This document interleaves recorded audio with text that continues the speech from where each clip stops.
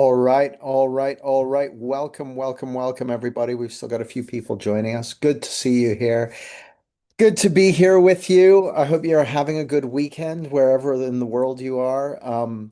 I've been having a lovely weekend, and I don't know what's up, but I seem to be running words together tonight. So if I'm confusing, I hope you'll forgive me. Um, but welcome to this, well, the kickoff masterclass in this masterclass series. And I'm gonna make a qualification actually, and the qualification is this. I'm referring to it as a masterclass on visibility in these times of massive change in our world. But here's the thing. I haven't done it before. Like, if you think about it, we're going through an unprecedented series of changes in the world, possibly certainly the most extraordinary time in living memory. And so everything is to some degree provisional. And that turns out to be really, really good news for all of us, because it means that well, I'll get into what it means. Anyway, so I'm delighted to have you here with me. I've got some slides that I will refer to from time to time, but as usual, it's going to be mostly kind of off the cuff, because that's the way I like to operate. And as we'll get into, you'll see that uh, working in the way that you like to operate turns out to be absolutely foundational to getting visible in these times. But we'll get into that. We'll get into that. So let me share the slide so I can remember what we're doing. So Visibility Masterclass series. This is workshop number one, which I'm calling The Noise, which isn't such a good title. It's not a description of what I'm going to be making. Well, unless I do, but it's rather looking at what it is about the times we're living through, that mean that a lot of the ways that have seemed to make sense in the past actually do the opposite of what you want them to do. Like, so for instance, I remember going to a conference many years ago for coaches and therapists and change workers, telling them how to get out there. And every expert who had this hit the stage had another method. One person was saying, "Yeah, you got to write a book in a week and then use that to get your brand." And the next person said, "You need to dominate Instagram." And the next person like, "No, no, no, you need to dominate Facebook." And the next person's like, "I'm not sure that domination's the thing that's going to win for you." Anyway, everyone had their own method, but the idea of it was more, more, more. You just got to get stuff out into the world, and that's what's going to do it. And it turns out that what I'm calling the visibility paradox is that as it becomes easier and easier and easier to create content, to create video, to create posts, to create articles, all that sort of stuff, people are going to be looking for something very, very different when it comes to getting visible. So that's what we're going to dive into today and over these four master classes. So objectives, my objective is to help you get clarity on the visibility paradox so you can make good decisions about visibility, see how visibility, mission, and purpose are all intimately connected with the unique gifts you're here to share, to have you make real progress with getting yourself out there and discover how this all plays into enrolling clients, and to get clarity to see through hesitation and overwhelm so you can take action and move forward. Because it's really easy at the moment to just kind of be like, oh, I don't know what to do, or it is for me anyway. So, all of this in service of giving your gifts and making the difference you're here to make. Now, here's what we're not going to be focusing on. We're not going to be focusing on finding your niche for fame, glory, and riches. You may stumble across some niche or something may emerge for you, but that's not going to be the focus of this for the reasons you'll see shortly. We're not going to be giving you lists of the top 10 things you need to know in order to dominate whatever, or tricks and tactics that you write down but never use, because we're going to be focusing on genuine transformation. Now, what do I mean by that? I'm working on the basis that the things that are going to be most crucial to you in getting visible to the people who you're here to work with, those things are going to be things that are already there within you. And that if anything, they have been obscured to some degree until now, obscured by your fears and insecurities, obscured by your concerns with making sure you're doing it right, obscured by your ideas about what you should and shouldn't do. And so part of my purpose for this masterclass series is to get you present to a couple of flavors of the same thing. Like my starting point is that you have a source of clarity and resilience and well-being and intuition and wisdom and guidance and clarity and love and connection and meaning and purpose and confidence and motivation already in you. It's already there. It's a function of the truth of who you really are. So if I could only do one thing over these four master classes, it would be to get you so relaxed and so comfortable and feeling so safe and present that you get a glimpse of that. You know, one of my mentors many years ago said to me, he said, somewhere in there, in you, is a being greater than you can imagine, seeking expression in this world. And my assertion to you is that that you is the source of the things that will have you be authentically and distinctly relevant to the people you're here to serve. It's the source of the gifts that have been placed in your heart that you're here to give. And it's also the source of the creative power that can guide you in making the decisions you need to make and doing the things you need to do in order to get yourself out into the world. Now, let me be clear about something. I'm not saying that there's nothing else to learn. Like, I don't know, if you're like me, you've got a phone and it's got like a gajillion apps on it. Anyone else got those? Or I'm not the only one, right? So there's always new stuff being figured out and invented. And so you got to be able to adapt and you got to be able to, find what works for you, find what fits you, your unique way of doing things, which might not even involve mobile phones, by the way. It might involve face-to-face meeting up in person. It might involve, uh, going to parties. It might involve hanging out at conferences. It might involve calling the people in your address book who, like, I don't know what's going to make sense to you. But here's what I do know. What I know is the more it fits with who you are and what you're about, the better it's going to be. I'll give you, for example, I love teaching. I love teaching. Doing this, this is fun to me. I used to be terrified of it, but today this is fun for me. This is one of my favorite things to do.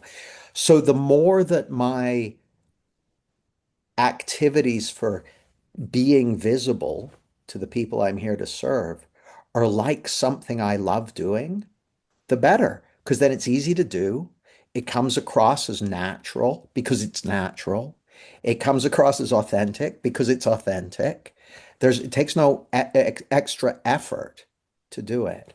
So it's not going to be this expression is what makes sense for me, but it's not going to be the same for you, or it might be, or it might be something else. But you want to find your way of doing it, and the impulse that we have, which is to look around for an expert who can tell me how I should be doing it. That like that ship has sailed. You can go on YouTube and there are 50 experts telling you how you should be doing it. So there's no shortage of that information. And there are things to learn, but you want it to be guided by your wisdom, your creativity, and your unique gifts. And that's the thing. If it's not being guided by the wisdom and intelligence at the heart of your being, it's not going to land with people. So that's my assertion anyway. What I use this word assertion, which basically means that's how I see it. Oh, I haven't even introduced myself. How many of you guys already know me? Type into the chat how long you've been following me or listening to my material or in relationship with me or training with me. How long's it been? Because that'll give me a sense of whether I need to do much recap. Well, actually, we've kind of jumped straight into it. So let me see what I had in store for you guys. So yeah, we got the objective structure. We've got these four master classes over the next couple of weeks. So this one's the noise, why doing more makes you invisible, and the counterintuitive first step to being seen. That's what we're doing right now. Then this Wednesday, we've got how to get clear on your mission and purpose. Then masterclass number three, the visibility, how to get your message out there in a way that naturally attracts the people you're here to work with.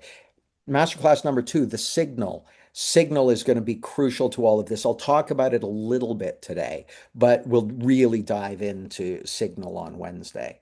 And then Masterclass four, the crossing, pulling it all together, Wednesday, the 21st of January. Now, this session, introduction, that's this bit. My story and where we're headed. I'll do a very quick version of this, like the 2 minute version, maybe 3 minutes. The visibility paradox, we'll dive into that a little more. We'll talk about subtractive psychology in relation to the things above, which I see as your key leverage point. Um, I'm going to talk, with your permission, I'm going to talk about the three principles and advanced coaching foundation, which is basically a shameless plug for something I'm doing later in the month. Are you guys okay with that? Type plug into the chat if you're okay with me doing a shameless plug, which will last no more than about 5 minutes. Uh, if you're not up for me doing it, then I won't do it because you like that wouldn't work. Oh yeah, a bunch of you guys are. Thank you. I appreciate you doing it. So I'll tell you when that bit is, so you can go make a cup of tea if you don't want to listen to it. And oh, I want to see. So, Jennifer, a week. Hi, Jennifer. Nice to meet you. Kate, 18 months or so. Dennis, little over a year. Lawrence, a year. Susan, about 15 years. Mark, over 20 years. Vanessa, 5 years. Nikki, 2 years. Tim, 4 years. Carla, 3 years. Jeff, 15 years or so. Julie, 10 years. Rob, 20 years. Hi, Rob. Bloom, 3 years. Michael, a few years. Leslie, about 6 years. Paul Swift, nearly 8 years. Mia, 7 years. Hi, Mia. Morris, 20 years. 5 years. Parvez, cool. Lynn, more than five. This is great. This is great. So that's good to see. It means I've been somewhere a long time. Uh, that's good to see. Lovely to see you guys tonight. It's nice. So I'll talk about that. Then we'll talk about dissolving hesitation and overwhelm, including what I'm calling the magic word. So we'll get to that, and then we'll do Q&A and next steps and whatnot at the end. So what qualifies me to be your guide? I've been doing a bunch of stuff. As you saw, I've been doing a bunch of stuff for at least 20 years. Actually, checking the mirror this morning, I've been doing a bunch of stuff for about 60 years. Um, so that's all the kind of credibility or authority stuff. But more importantly, I had a vision about 16 years ago, which is of everyone on the planet being awake to their innate capacity for clarity, resilience, and well being. The principles behind clarity genuinely look to me as these were uncovered by a guy called Sid Banks and articulated as principles back in the early 1970s. And it looks to me like Sid discovered what genuinely is a first principles coding of human psychology. And a first principles approach to psychology is a big deal as far as I'm concerned. Now, the way I teach it, I've called subtractive psychology for a bunch of reasons we won't get into here tonight, but I always want to acknowledge Sid's role in this. He's the guy who saw this in the first place, and I feel profoundly grateful to him for the contribution he's made to my own life and for what I've been able to share with my clients and with whoever's followed me on my journey over the years. So right on, Sid. He's no longer with us, unfortunately. So the evidence for that would be the first generation of children born to parents who've already realized that. Just like everyone in this room tonight was born to parents who already knew about the fact of germ theory, right? Like your parents knew you got to wash your hands, and if you drop a sandwich on the floor, you got to pick it up within 5 seconds, all that sort of stuff. I don't think that's legit germ theory, actually. I think germs are quicker than that, but you get the idea. So anyhow, my mission is to awaken people and help them awaken others. That's what I care about. That's what I'm interested in. That's what I've spent the last 15, 16 years developing an embodied ability to do. Actually, this only just occurred to me. Maybe if we get a chance sometime over these four master classes, we'll do a coaching demo as well, because I love coaching with this understanding. It's really, really fun. Um, One of my favorite things to do. So, Since 2013, I wrote my first book, Clarity, in 2013, became a bestseller. I was very happy about that. And I was talking then about how the information revolution, there's a quote from a guy called Herbert Simon at the start of the book. He said, he was an information scientist. He said, or maybe he was an economist. I'm getting my scientists mixed up. He said, what information consumes is rather obvious. Information consumes the attention of its recipients. And I saw that. And in a way, the reason that was the heading for the introduction of Clarity, because I saw that this is what was coming. And over the 12 years, 13 years now since then, it's gone at an incredible rate of increase. So social media algorithms hacking our limbic systems, increasing polarization and tribalism globally. Free Iran. I haven't seen much about it on the news, but the people of Iran seem to be having a full-blown revolution right on. I mean, scary, but I hope it, I probably shouldn't get political, but I really hope they overthrow the regime. That would be great. A growing concern about climate change, not climate change. No one's concerned about climate change. Humanitarian crisis in mental health, global pandemic, increasing authoritarianism, wars, now with drones and AI bots as well. Exponential technology. I'll tell you what the 6Ds are in a minute. Nearly a billion people now using AI chatbots with coaching and therapy topics, the prime use cases, which is wild. AI, so millions more people, hundreds of millions of more people are getting access to coaching and therapy experientially through their phones. AI set to profoundly disrupt many industries. Now, a crucial point. Whatever you think of AI, who uses AI chatbots deliberately? Just type AI, or yeah, show of hands. Okay, so you guys are already using this stuff. AI today is the worst it's ever going to be. Okay. It only gets better in terms of its quality from here. And it's an exponential technology. So exponential technologies they're digitized, they're deceptive because it happens slowly at first. And then all of a sudden, whoosh, they're disruptive. They demonetize things. Like my phone has a bunch of apps that would have cost £30,000 and required a truck to drive them around in. Like it's got a stereo and a mixing desk and a film studio and all these things on it. Well, now they're free on my phone and they've been completely demonetized and dematerialized. So that's just the nature of information technology. And it's democratizing. Like, think about it. Think about it now. We have phones with or computers with Google on them and AI search bots, which gives us better information than the wealthiest people in the planet and kings and queens and presidents and prime ministers had even 60 years ago. Every single person here has better information than the most powerful people on the planet did just a few decades ago. Incredible. That's incredible. So, which gets us where? Which gets us to between 1880 and 1950, there was 100 times productivity increase. Okay. And I read a quote 30 years ago from a guy called D. Ward Hawk, who was the founder of Visa, of all things, the credit card company. He said this, really interesting. He said, we are at that very point in time when a 400-year-old age is dying and another is struggling to be born, a shifting of culture, science, society, and institutions enormously greater than the world has ever experienced. Ahead, the possibility of regeneration of individuality, liberty, community, and ethics, such as the world has never known, and a harmony with nature, with one another, and with the divine intelligence, such as the world has always dreamed. Now, I read that 30 years ago and I was like, I like the sound of that. That sounds good. And as I sit here today, it still sounds good. And I look around and I'm like, I'm not sure how on track we are for that. But here's how it looks to me. It looks to me like that's a possibility, that there genuinely is a possibility of a significantly better world for everyone on the planet. And that may be enabled in some way. by technology. It may be brought about in a variety of ways. It doesn't look like anything like a dead cert to me. It's maybe a 5% chance. Maybe I'm being optimistic with 5%. It looks like a possibility.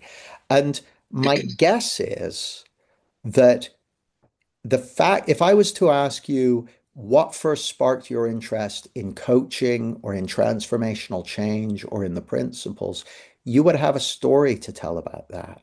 Pretty much everyone I ever met who got touched by these principles basically said some version of this. They said that when they first got a hit of the principles, they asked, why doesn't everyone know this? Anyone else? Why doesn't everyone know this? Then they said, they had this sense, I need to get this out there. Anyone else had that? Yeah, it's a universal, and I think it's a universal not because the principles are so cool, though I think they are. I think it's a universal because as human beings, we have a natural desire to connect and to help others. I think that's just natural. It's natural for human beings when we're not caught up in our own insecurities, our own self-interest, our own fears, and all that sort of stuff. And so my sense is that the fact that you're here means that you're kind of the same tribe as me, that we're people who feel there's a possibility for a better future, even if we don't know what form that's going to take. So here's my metaphor for it. Metaphor coming up. My metaphor is there's this beautiful place we're headed to, and it's maybe somewhere between 5 and 10 years away to get there, where very much as D. Ward Hock describes, regeneration of individuality, liberty, community, ethics, harmony with nature, beautiful, proper hippie paradise. But the journey between here and there is sort of like an Indiana Jones style rope bridge with missing slats and arrows firing past and, bridge trolls and that sort of thing. And we got to get across that rope bridge. Okay. And we've got to do that as a species, and we've got to do that as communities and as companies and as families and individuals and friendship groups.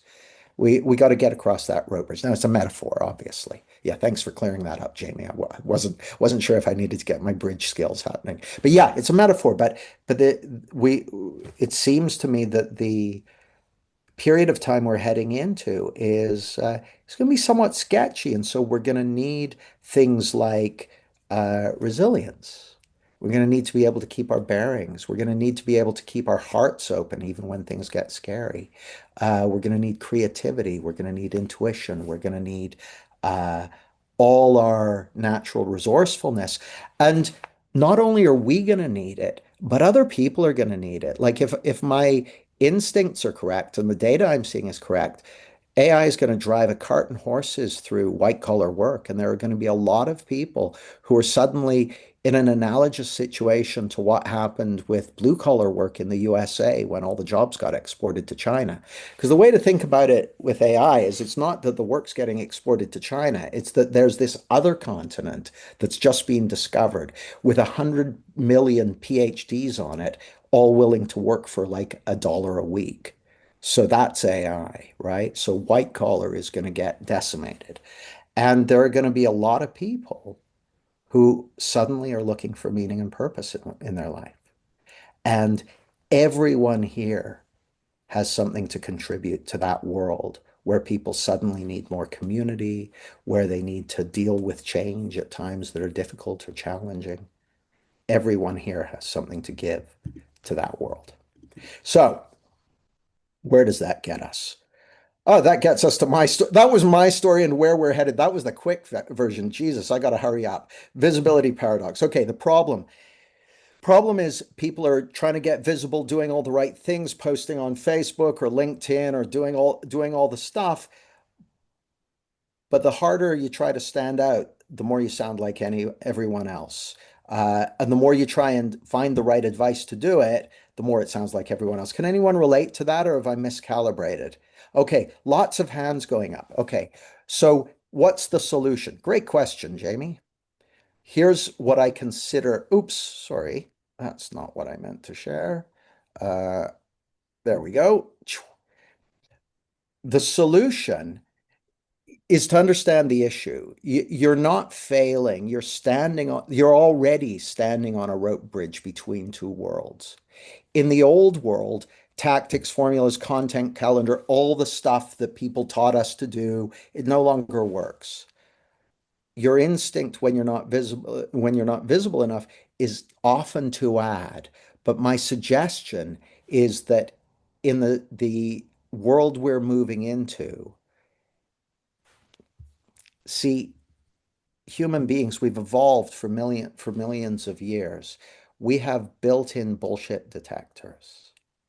And so what we're really, really good at sensing is authenticity.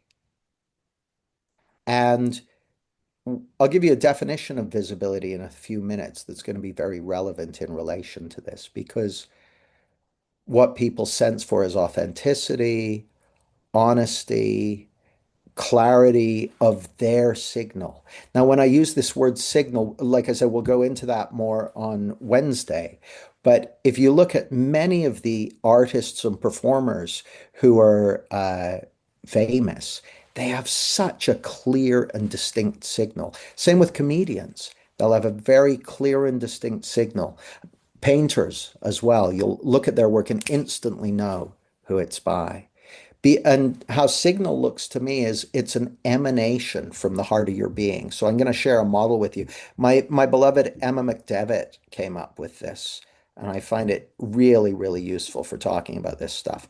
So it's a pyramid. At the bottom of the pyramid, the base, if you like, is mind, consciousness, and thought. It's formless energy. You could think of it as the intelligent energy behind life, or as God, or as spirit, or the divine intelligence, or the allness.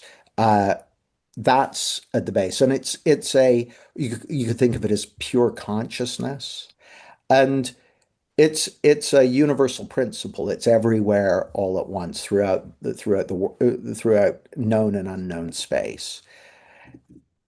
Then the next layer up is what we might call soul, or your unique essence, or your unique gifts, or your source of guidance, or your qualities. And how I think of that is like, check this out. Here's a metaphor.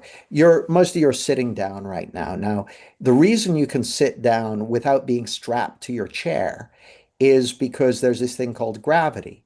And gravity is up and running throughout the known universe, and it's everywhere. It operates with different strengths in different parts of the universe. But I'm being held on my chair by gravity, just like you are. And if you're standing up, then you're balancing because you're in gravity. And so even though gravity is everywhere in the known universe, the bit of gravity that's holding you to your chair is a local instantiation of that universal principle. Well, I'm going to suggest metaphorically that the principles of mind, thought, and consciousness, which are just metaphors for this universal consciousness, that's universal as well. It's everywhere, everywhere in the world of form and the world of the formless. And your spirit, your soul, your unique essence, your true identity is the local instantiation of that universal principle. So it's the spark of that divine intelligence that resides at the heart of your being. And that has a set of universal qualities like love and connection, like clarity and resilience, like peace and joy and creativity, uh, all those things. But it also has specific flavors that are very you flavored. So there's your unique gifts. There's this wonderful quote by the choreographer Martha Graham. I won't try and remember the whole thing because it's really long, but she talks about there being something in you, a quickening, something that is uniquely yours to be expressed in this world. And because there's only one of you, there's only one version of this in all of time and space, and it's yours to give. And so that's the most uniquest part of you. Then you've got your ego identity, your personality traits, your conditioning. And if you're anything like me, they're not necessarily lined right up with everything else. If you're anything like me, they're a little bit fucking shonky, to be honest. And room for improvement anyway. So I used to be a chronic alcoholic, right? Like I was fucking trouble. Sorry, I'm a bit sweary all of a sudden. I was trouble. And the process of going through recovery and getting what, that was, I got into recovery in 1997. So that's nearly 30 years ago. The process of recovery and going on the learning journey and the spiritual journey I've been on has been slowly dissolving bits of my ego and kind of bringing it back into alignment so that the ego, the perfect, like I don't know if we ever get to perfect alignment, right? But the idea of the personality is it's practical for operating in a world, right? So it's not that it has no value, it's just we don't want it to be the boss. We want your true identity, who you really are, to be the boss. Now here's the thing I've noticed.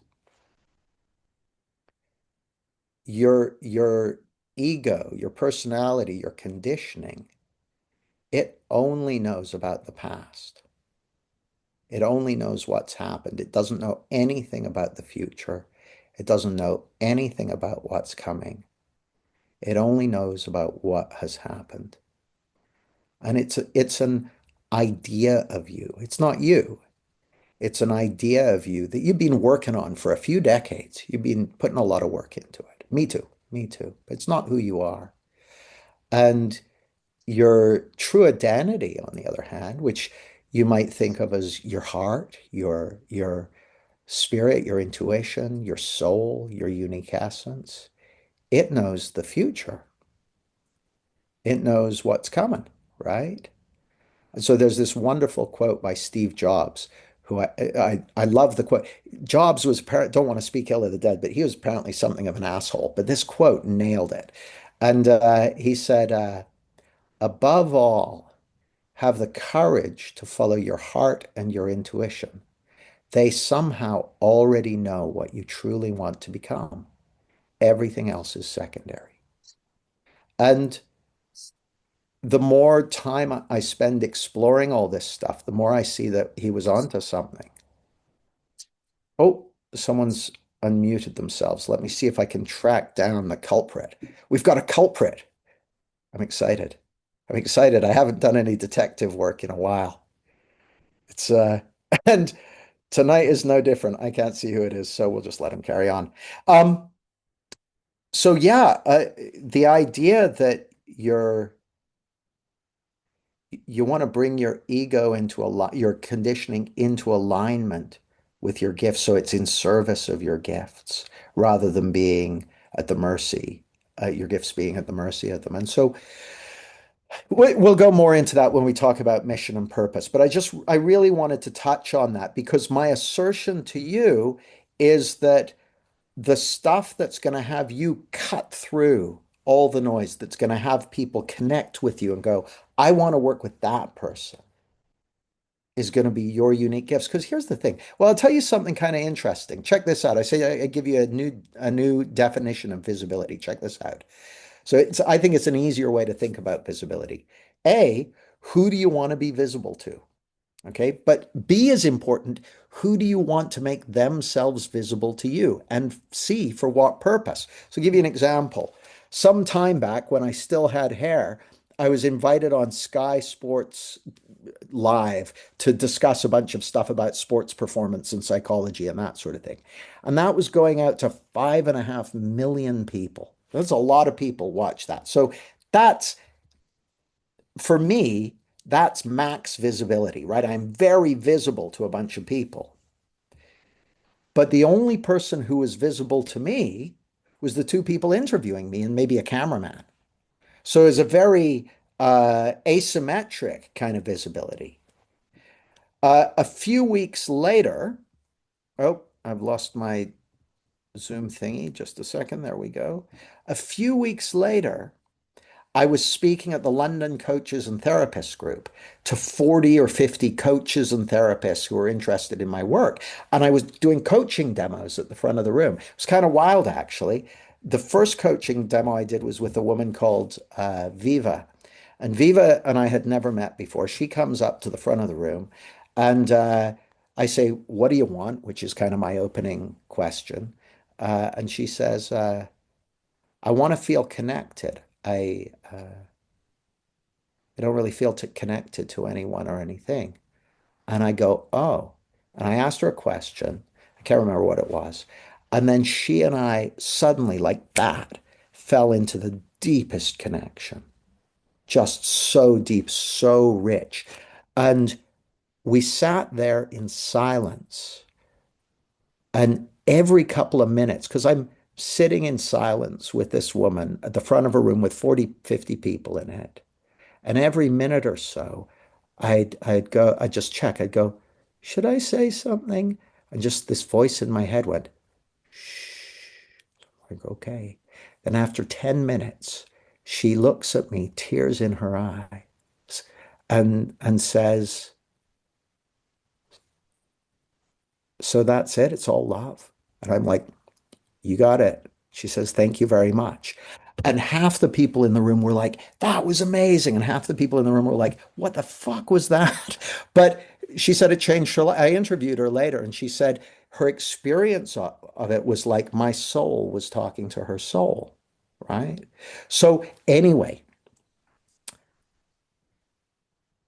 I have that conversation. I do another coaching session with someone else a few minutes later. And then at the end of the session, I said, "Would anyone here like to learn how to do that? Would you like to learn how to do that?" A bunch of people put up their hands. I said, "Come talk to me after the thing, and I'll tell you how we do that." And I told them about my clarity certification. Had like 8 people sign up for the program after that, 8 out of 40, which is pretty good. 5.5 million people watched Sky Sports live. Guess how many clients I got from that? Zero. Zero, because no one was visible to me. And so here's the thing I want to point out to you. The question, "Who do you want to be visible to?" is rhetorical. I'm going to answer it for you. The people who need your gifts, the people who need your gifts. And who do you want to make themselves visible to you? The people who are hungering for what you can bring to them. And I don't know specifically who they are, but we'll talk about this when we get into Signal. uh, the more you're willing to share your gifts, to share your expression, the more the people who are yours to serve will find you. And for what purpose? For building connection and relationship. Like there are people on this call. Jennifer, I think, has been exploring my work for 7 days. I've got other people on the call who have been exploring my work for 20 years. Jennifer and I are right at the beginning of a relationship. She may get to the end of this masterclass, go, "Man, that guy swears too much. I never want to hear from him again." Uh, or she may be like, "Yeah, I want to see more." So my approach with visibility is just building relationships, not with everybody, just with the people who are a good fit for me. There's a wonderful line from a guy called Alex Mandossian who said, "I want people to turn up the volume or change the channel." You turn up the volume if you really want to hear what someone's got to say. You change the channel if you don't want to. And he wasn't bothered. He's like, either is fine. I want them to turn up the volume or change the channel. Makes a lot of sense to me because that's about your unique gifts, your unique expression, your unique signal, which gets us where? Which gets us to, oh, we've done visibility paradox. Let me talk quickly about subtractive psychology. Most Well, I'll run you through the diagram first. This is from my book, The Little Book of Clarity. My my assertion to you, as I keep going on about, is that you have at the heart of your being a source of clarity, resilience, well-being, purity, truth, beauty, wisdom, guidance, intuition, uh, creativity and innovation, presence, love and connection. That's there in you. That's there in babies. That's there in people who are in their 90s. It's there in everyone. It's there. I've worked in prisons. It's there in all the prisoners, including the ones doing a long stretch for multiple homicides. It's there in CEOs. It's there in everyone. It's there in people with diagnoses. It's there in people with addictions. It's there in everyone. It's a source of clarity, resilience, mental health, you could say.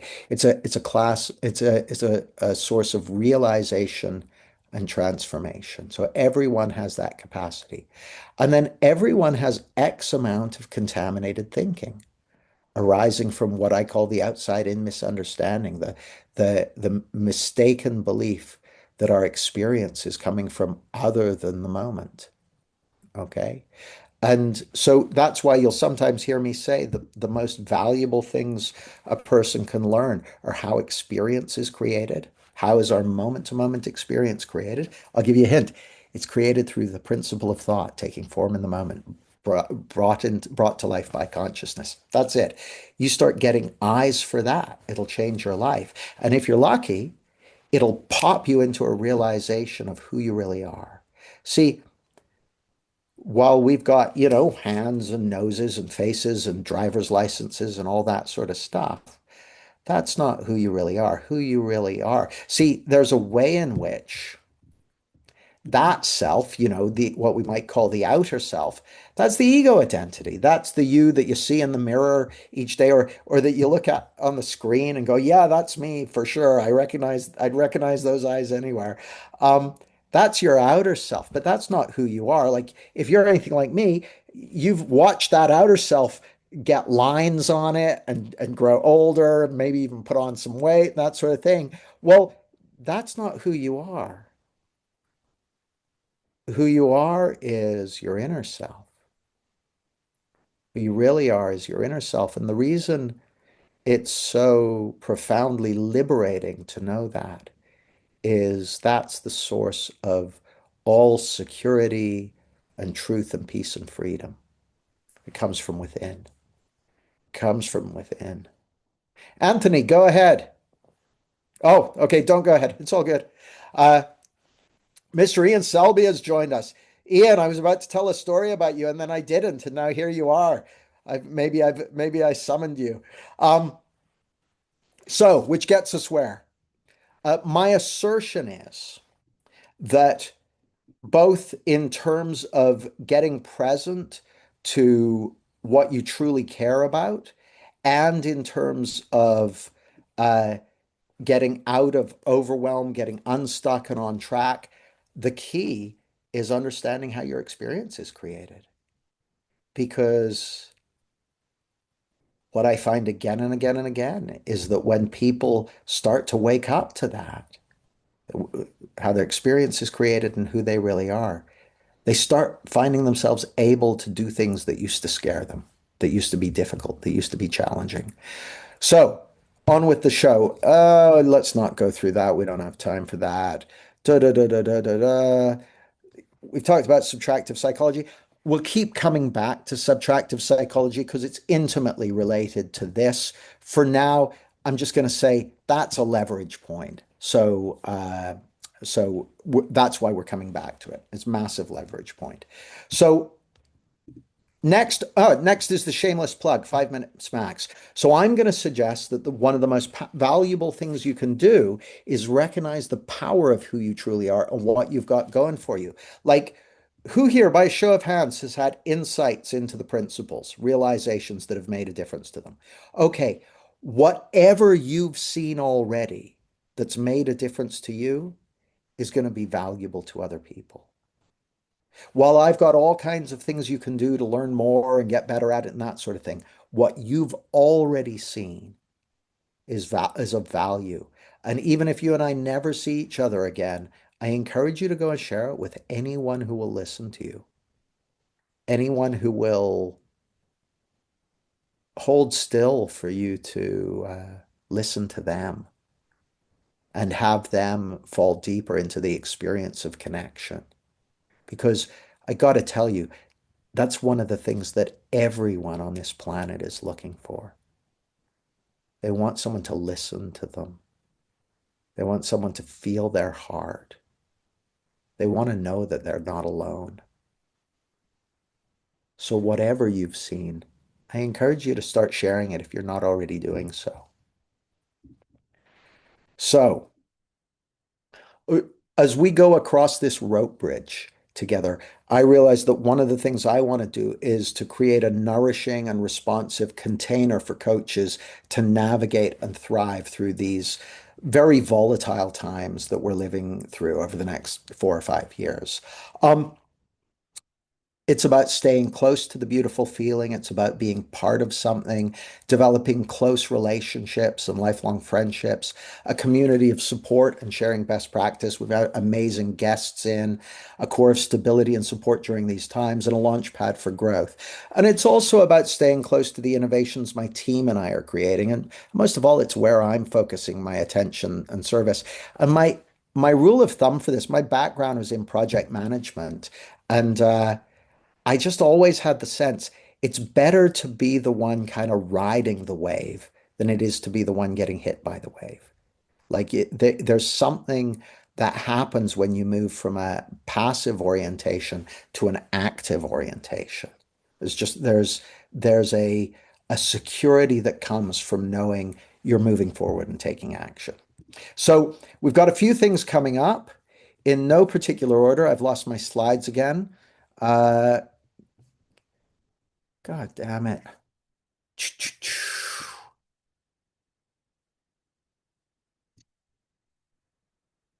No, I'm going to have to just figure this out. Just a second. Do, do, do. There we go. So we've got something coming up on the 24th and 25th of January. So that's just in a couple of weeks, called Advanced Coaching Foundations. And it's basically to get your year started in the right direction. Now, this is the first module of my Clarity certification training that I've been running for about 15 years, something like that. Yeah, no, about 13 years. And all kinds of people whose name you would know have been through this program. I'm not going to go through all that right now. But that's happening in a few weeks' time. Um, but the other thing that's going on is we've released our Clarity Pro library, which is basically the idea is this is share the principles like a pro with ease and confidence with anyone on any topic and in any situation. So there's modules on everything from stress to love and relationships to health to business to all of these. Rather than take you through it all right now, what I'm going to do is uh, pop the link in the chat. Oh, goddamn. I really shouldn't give tech demonstrations of any sort whatsoever, but here we go.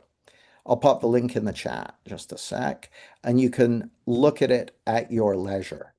Um, but it's the idea of Clarity Pro is it's not a course to go through. It's a resource library so you can listen to it when you're at the gym or if you're preparing for a particular coaching session or you're going to a meeting or something like that. You can just dive in for 5 minutes on exactly what you need to cover at that point. It's got like uh, everything from audience engagement packs to how to talk to people about certain topics and all that sort of stuff. So it's great. Um, but here's what we're doing for everyone who gets the Clarity Pro library, we're including the January event in that.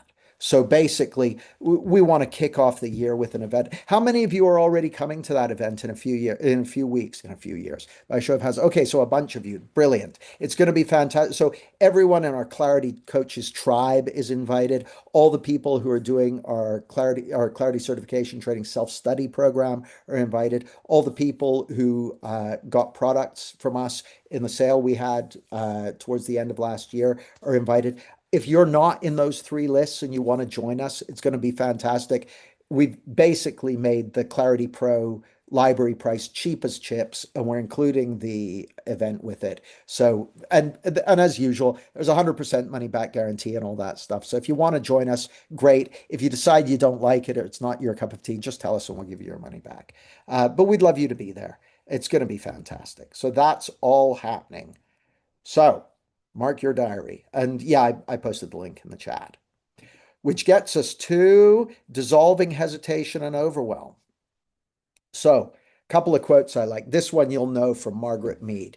She said, "Never doubt that a small group of thoughtful, committed individuals can change the world. In fact, it's the only thing that ever has." You know, when I think about that rope bridge situation, it's really easy to think, oh, well, hopefully some clever people will figure that out. But it brings me to my next quote from my one of my most beloved authors, the incredible Robert Anton Wilson. He said, "You should view the world as a conspiracy run by a very close-knit group of nearly omnipotent people. And you should think of these people as yourself and your friends." That's how I like to think about it, that me and the people I'm connected to have as good a shot at changing the world as anyone else. And that seems to me like a pretty good outline plan for life, regardless of whether it plays out or not. Like I said, I'm not sure how good the odds are of us making it to that beautiful future that D. Ward Hawk talked about, but it's worth a shot as far as I'm concerned. So, which gets us where?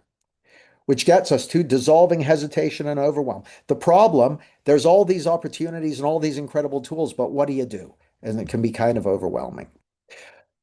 Well, this gets us back to subtractive psychology. You'll remember the clarity equation is clarity equals capacity minus contamination. So you've got this capacity for resilience, realization, and transformation, and contaminated thinking gets in the way. But as you get a deeper understanding of the principles behind clarity, that contamination falls away and clarity emerges. And my experience is clarity plus action equals results. See, we're built for reality. We've evolved. The fact that you're here today means that you come from a long line of beings who managed to survive until breeding age, hook up with someone at least once, and pass on their genetic material to the next generation. And that happened millions of times in a row to get to you. Okay, millions of times in a row on a planet where 90% of creatures don't make it to breeding age. Okay, so you come from a like you can do the math if you like, but check my logic. Every single one of your ancestors managed to survive to breeding age. It checks out, I promise. Um, every one of your direct ancestors, that is. So you're evolved for life on this planet.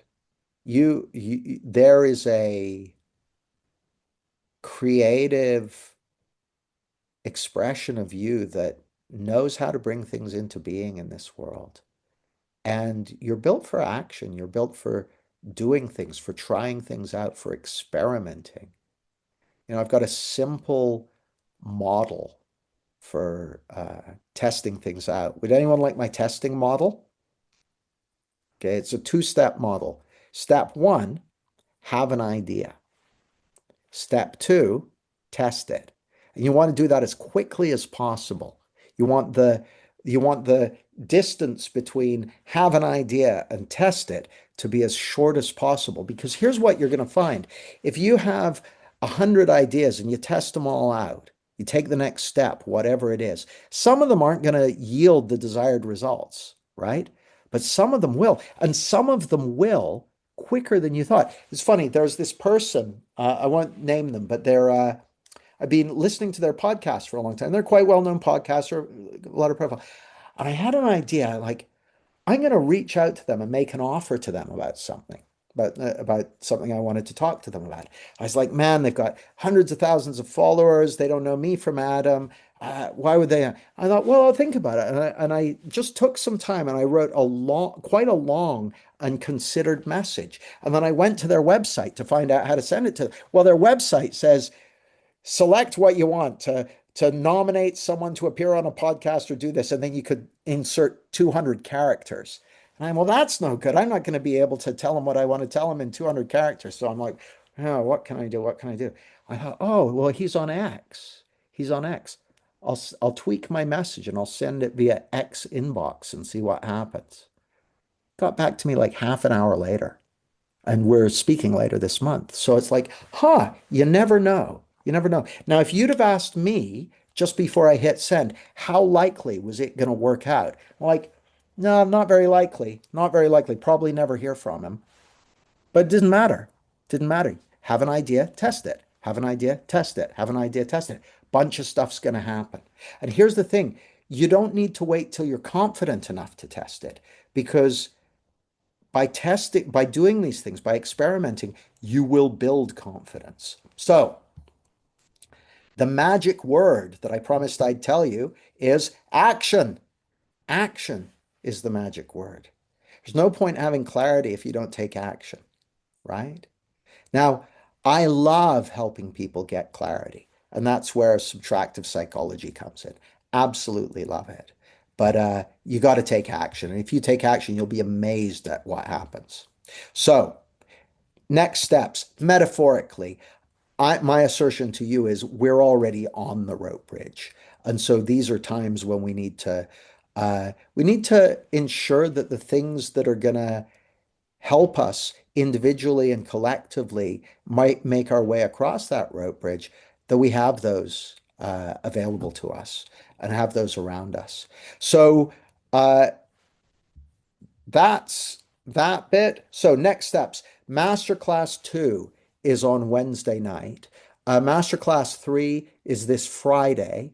And Masterclass 4 is on the following Wednesday. So you've got a little time if you want to review. I'll probably send out an email tomorrow morning with the replay if you want to go through any of it again, as well as I'll probably ask for questions during that. So if you've got questions about if you've got questions about visibility or any of the other stuff we've covered, you can ask me in the email, or we've got 3 minutes now if you've got questions. Well, I'm okay to stay on for a few minutes longer if anyone's got any questions. So has anyone got any questions? Speaking of taking action, uh, or another way of putting it is, what would you love to know? Like, have I answered everything, or is there anything that I've kind of teased you with, but you're like, I would really like to know the answer to this? I'm at your service for another 90 seconds, so hit me with whatever you've got. Is this the right sort of stuff? Like, is this useful? Yes, no, bit. What's your sense? Okay, well, that's good.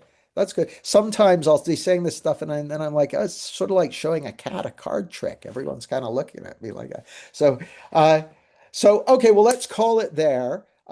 Last call. Any questions? Anyone got anything they want to know? I've got a question for you guys, actually. At some point in this, would you be interested in seeing a coaching demo in one of the master classes? Okay, a couple of people would. Well, maybe I'll include that in one of the emails as well, inviting people to say what they'd like coaching on. So, what I would encourage you to do is open the links to Advanced Coaching Foundation and the Clarity Pro Library on another page. Have a look at those. If it appeals to you, we'd love to have you with us at the event. If it doesn't appeal to you, keep your distance. But it would be lovely to anyone who resonates with this to see you. We'll be diving into this deep on that event. Lots of love to you all. Great to see you. Speak to you again soon. Bye.